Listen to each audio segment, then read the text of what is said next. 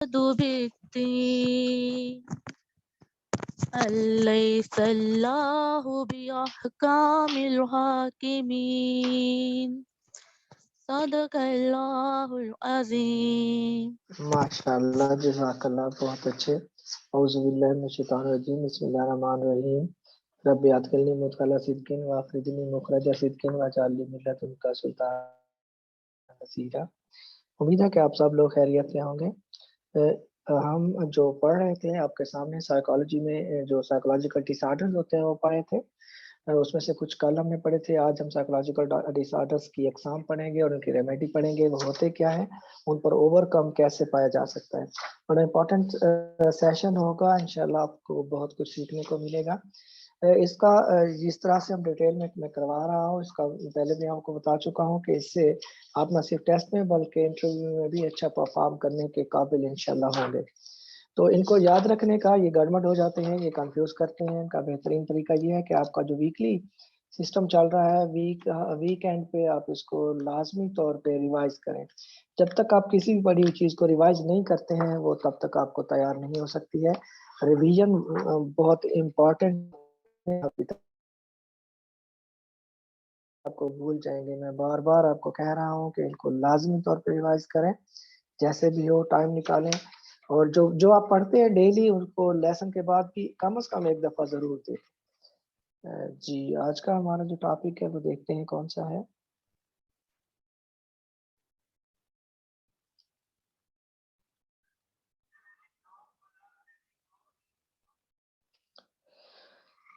जी, very important topic है, जिसमें हमने साइकोलॉजिकल डिसऑर्डर्स को देखना है, कौन कौन से होते हैं, उनकी रेमेडी क्या होती है और उनको उनकी सिम्टम्स क्या होते हैं। ये आपके साथ या आपके किसी करीबी के साथ इस तरह की बातें हो चुकी होती हैं जिनका आपको नाम या टर्म याद नहीं हो रही होती है। तो साइकोलॉजिकल डिसऑर्डर्स होते क्या हैं, उनकी वजूहात क्या होती हैं, इस पर हम बात कर चुके हैं। आज इनके हम काइंड्स देखेंगे। सबसे पहला जो डिसऑर्डर हमारे सामने है वो है एंग्जाइटी। सबसे पहले हम देखेंगे कि एंग्जाइटी होता क्या है, होती क्या है। Anxiety it is completely normal. वो कहते हैं कि जो एंग्जाइटी है वो नॉर्मल है, वो ठीक है, वो बेहतर है, वो पॉजिटिव है, उसका कोई साइड इफेक्ट नहीं है। जब तक उसका कोई साइड इफेक्ट नहीं होता है, उसमें उसका कोई नुकसान नहीं होता है। इसका एक फायदा भी होता है। मसलन किस तरह से, जब आप किसी एग्जाम की तैयारी कर रहे होते हैं, आपने पब्लिक स्पीकिंग करनी होती है, इस तरह की जो चीजें स्पेसिफिक जो लेवल है, एक खास हद है एंजाइटी की, वहां तक तो वो ठीक है, एक्सेप्टेबल है। जैसा कि अभी मैंने बताया कि एग्जाम की अगर आपको एंजाइटी नहीं होगी, आपको स्ट्रेस नहीं होगी, तो आप इम्तिहान की तैयारी कैसे करेंगे। जब आपने पेपर देना है, इस खासतौर पे सीपीपीएससी का अगर पेपर है, तो आपको एक एंजाइटी अनकॉन्शियसनेस में होती है कि मैंने पेपर देना है, मैंने सेलेक्ट होना है, मेरे पास आखिरी चांस है, दूसरे सेलेक्ट हो गए। इस तरह की जो चीजें हैं, यहाँ तक तो एंजाइटी हमें मोटिवेट करती है, हमारा फायदा होता है। हमने एक काम करना है, उसकी हमें एंजाइटी हो रही है, तो हम टाइम पर मुकम्मल कर सकेंगे। हमारे जिम्मे कोई किसी ने जिम्मेदारी डाली है और अगर हम उसकी एंजाइटी लेंगे तो तभी उसको हम टाइम पे बेहतरीन तरीके से मुकम्मल करेंगे। लेकिन जब ये एंजाइटी एक लिमिट से आगे हो जाती है, लिमिट क्रॉस कर जाती है, तो फिर क्या होता है, फिर आपके जो ख्यालात हैं वो अजीब से हो जाते हैं, आप इंटेंस फील करते हैं, और आपका आपका जो हार्ट रेट है, दिल की धड़कन बढ़ जाती है, आप पसीने आने लगते हैं, नींद आपको नहीं आती है, शॉर्टनेस ऑफ ब्रेथ, जो आपका इंटेंस जो सूरत हाल है उसमें आपका सांस फूलता है या सांस उखड़ने लगती है। ये प्रॉब्लमेटिक है। इसमें वरी होने की जरूरत होती है। मतलब क्या हुआ कि एंजाइटी अगर विद इन लिमिट है तो वो पॉजिटिव है, उसका कोई नुकसान नहीं है, साइड इफेक्ट नहीं है। लेकिन अगर वो लिमिट को क्रॉस करती है तो फिर उसका नुकसान है आपकी हेल्थ के लिए, आपकी मेंटल हेल्थ के लिए, आपकी फिजिकल हेल्थ के लिए, आपकी सोशल लाइफ के लिए, आपकी पर्सनल लाइफ के लिए, आपकी तमाम तरह की जो लाइव्स हैं उन सब के लिए नुकसानदेह है। और अगर वो मुसलसल है, ज्यादा अरसे के लिए है, तो वो फिर इंतहाई ज्यादा नुकसानदेह है। इसके अगर कौन कौन सी काइंड्स हैं एंग्जाइटी की, वो देखते हैं। सबसे पहली जो काइंड आपको नजर आ रही होगी वो है जनरलाइज्ड एंजाइटी डिसऑर्डर, जिसको जीएडी बोला जाता है। जी, जनरलाइज्ड एंजाइटी डिसऑर्डर, ये कौन सा होता है। इसमें जो पेशेंट होता है वो ये फील करता है कि कोई उस बंदे का पीछा कर रहा है, अगर मैं घर से बाहर जाऊंगा तो मुझे वो नुकसान पहुंचाएगा, मुझे कोई ना कोई तकलीफ देगा। हर वक्त उसे ये फील होता है जैसे उसको देखा जा रहा है, उसका पीछा किया जा रहा है, उसको कोई चेस कर रहा है, उसको कोई उसकी कोई रैकी कर रहा है, उसको कोई ट्रेस करने की कोशिश कर रहा है। अच्छा, जनरलाइज्ड एंजाइटी डिसऑर्डर में इंसान हाइपर विजिलेंट हो जाता है। हाइपर विजिलेंट क्या होता है? बहुत ज्यादा चौकन्ना, होशियार, जरा जरा सी बात को बहुत ज्यादा जल्दी फील करने वाला। थोड़ा सा पत्ता भी अगर हिलता है तो उसे लगता है जैसे उसको किसी ने फायर मार दिया है। तो इसका जनरलाइज्ड एंजाइटी डिसऑर्डर में इंसान फील करता है उसे कोई फॉलो कर रहा है, और इसमें हाइपर विजिलेंट इंसान हो जाता है, रिलैक्सेशन उसकी नहीं होती है। नेक्स्ट है पैनिक डिसऑर्डर। पैनिक डिसऑर्डर क्या होता है? इसमें एंजाइटी का ये नेक्स्ट स्टेप है, नेक्स्ट लेवल ऑफ एंजाइटी है। इसमें इंटेंस फेयर फील करता है, बहुत ज्यादा खौफ, टेरर, इसी तरह की ज्यादा GAD से ज्यादा खतरनाक अलामात जाहिर होती हैं। पर उस इंसान को खुद पर काबू नहीं रहता है, उसे लगता है कि कोई उसे मारने की कोशिश कर रहा है, हर बंदा उसे मशकूक लगता है, जो भी करीब से गुजरता है वो समझता है ये मुझे मारने ही आ रहा है। तो ये गैड या GAD का नेक्स्ट लेवल है। बहुत ज्यादा खौफ या फियर महसूस करता है, खुद पर कंट्रोल नहीं रहता है, ज्यादा इंटेंस अलामात होती हैं देन GAD। इसको कहते हैं पैनिक डिसऑर्डर। बहुत ज्यादा फियर। आपने देखा होगा कि किसी मुश्किल सूरत हाल में लोगों को मोटिवेट करने के लिए भी कहा जाता है कि बस आपने पैनिक नहीं होना, बस आपने पैनिक नहीं होना, मतलब आपने खौफ का शिकार नहीं होना, आपने आपने रिलैक्स रहना है, आपने प्रेशर नहीं लेना है खुद पर। तो ये कहलाता है पैनिक डिसऑर्डर। पहला हमने पढ़ा था जनरलाइज्ड एंजाइटी डिसऑर्डर, दूसरा पैनिक डिसऑर्डर। ये एंजाइटी की किस्में हैं। अपने माइक ऑफ रखिए प्लीज। तीसरा है फोबिया। इसका नाम हमने सुना होगा सबने। फोबिया क्या होता है? किसी एक मखसूस स्पेशल काइंड ऑफ चीज से खतरा महसूस करना, इरेशनल फियर, मतलब बगैर वजह का खौफ, उससे खतरा होता ना हो और बगैर वजह का खौफ, लफ्जी मतलब फोबिया का यही होता है। अच्छा, फोबिया की आगे टाइप्स है, specific phobia, social phobia, agoraphobia. Specific phobia क्या है? किसी पार्टिकुलर या स्पेसिफिक चीज से खौफ, जैसा कि आप लोगों में भी होगा, कुछ लोग कुछ जानवर से डरते हैं, खवातीन के बारे में जैसे मशहूर है कि वो छिपकली से डरती हैं, कुछ लोग बुलंदी से, हाइट से डरते हैं, कुछ लोग किसी और जानवर से डरते हैं। डिफरेंट टाइप्स ऑफ जो चीजें हैं, इसमें आपने देखा होगा कि ये जो रेबीज के पेशेंट होते हैं उनको हाइड्रोफोबिया होता है, पानी से डरना, पानी से डर जाते हैं। तो स्पेसिफिक फोबिया जब किसी स्पेसिफिक थिंग से खौफ होता हो उसे स्पेसिफिक फोबिया बोलते हैं।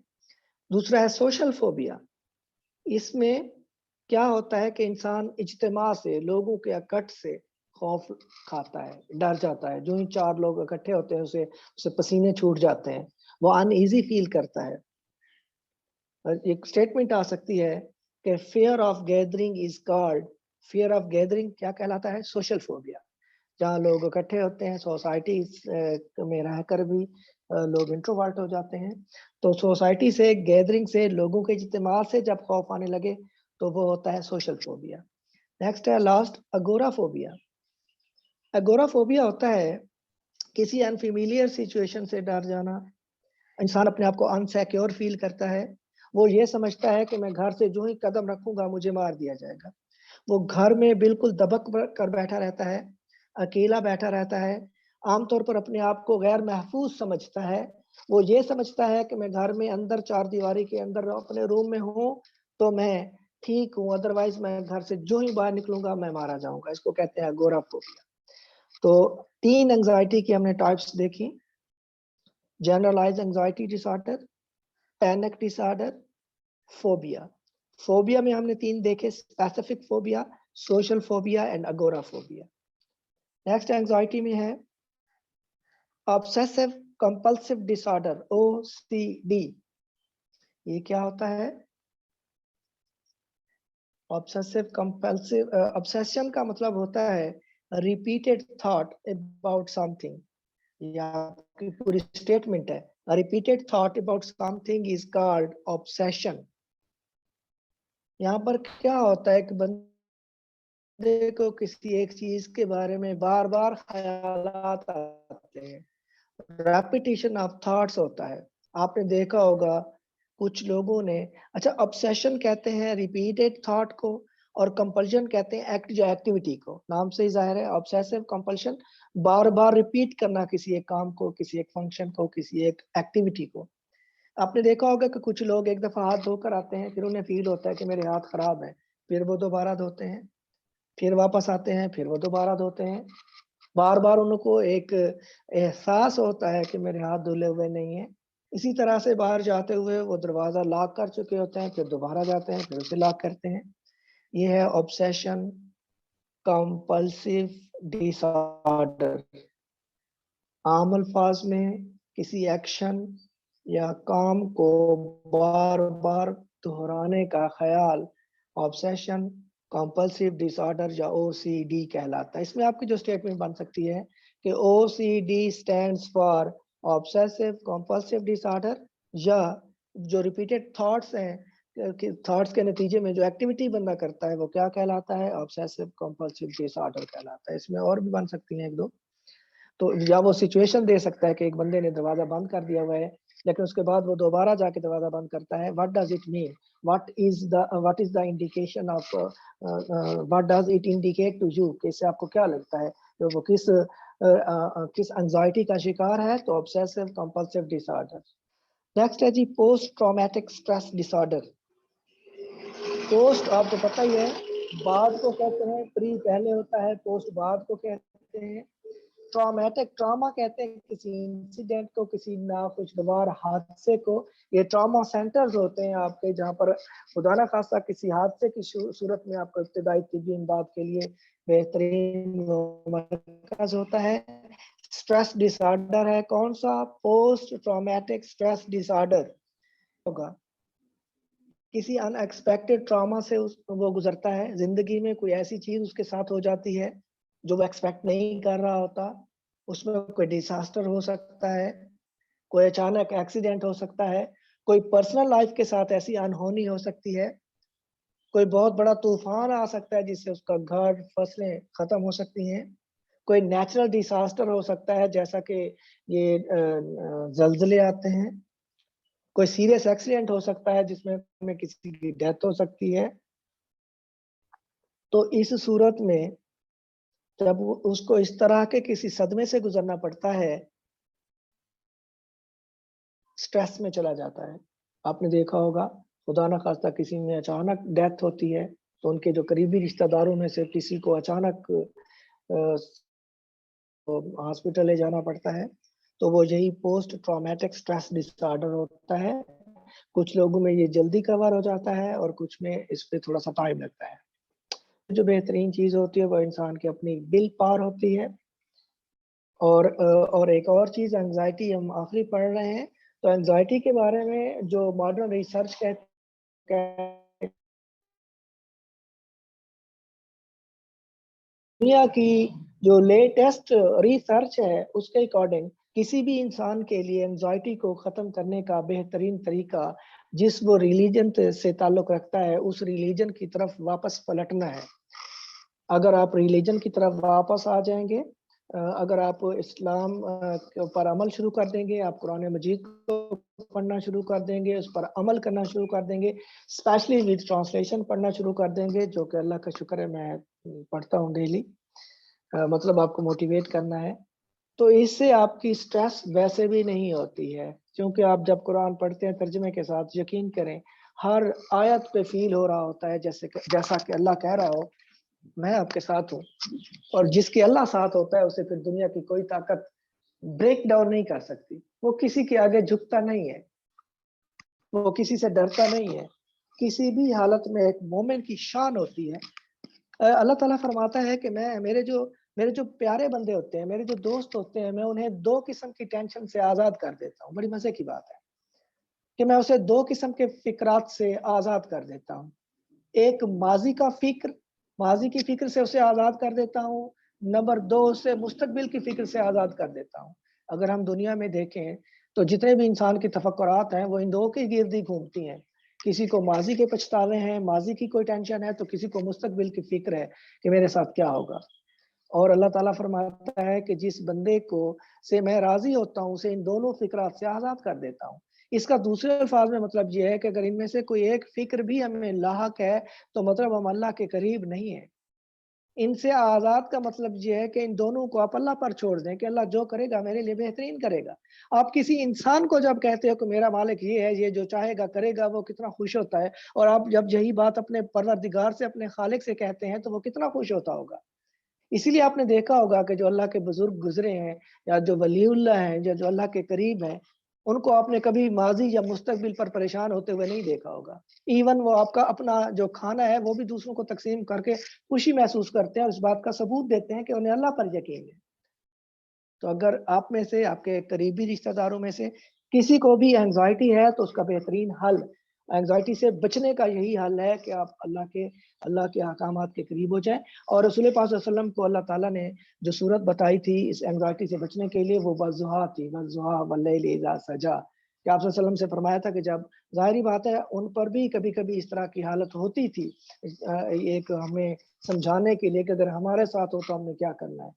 तो आपको ये हुक्म दिया गया था कि आप वज़्ज़ुहा सूरत जो है उसको पढ़ेंगे, पढ़ेंगे। तो ये तो था रिलीजियस पॉइंट ऑफ व्यू से। अगर इसके साथ ही आप देखें कि हम एंग्ज़ायटी को ख़त्म कैसे कर सकते हैं, उसके डिफरेंट तरीके बताए हैं एक्सपर्ट ने। सबसे पहला तरीका तो ये है कि जब आप स्ट्रेस में होते हैं, आप पानी ज़्यादा पिएँ, पानी का इस्तेमाल बढ़ा दें, अगर पहले कम पीते हैं तो ज़्यादा कर दें। दूसरी चीज़, अगर आप वॉक करते हैं, तो अपनी वॉक की जो ड्यूरेशन है उसको थोड़ा-सा सर बढ़ा आवाज़ दें। नहीं आ और रही। जी, मेरी आवाज़ किसी को नहीं आ रही? सर आ रही है। सर आ रही है। सर आ रही है। अगर एक को भी आ रही है, तो इट मीन्स मेरी तरफ से कोई मसला नहीं।